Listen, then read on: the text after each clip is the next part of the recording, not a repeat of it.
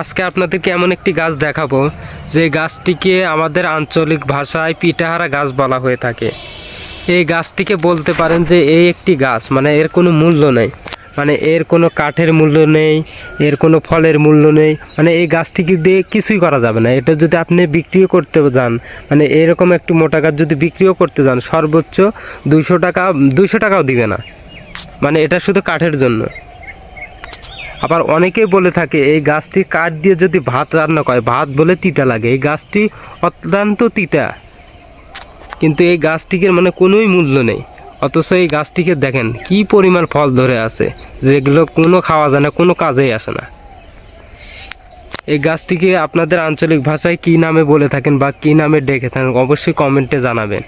আর ভিডিওটি যদি ভালো লাগে অবশ্যই ভিডিওতে একটি লাইক করে চ্যানেলটি অবশ্যই সাবস্ক্রাইব করে যাবেন। ধন্যবাদ সবাইকে।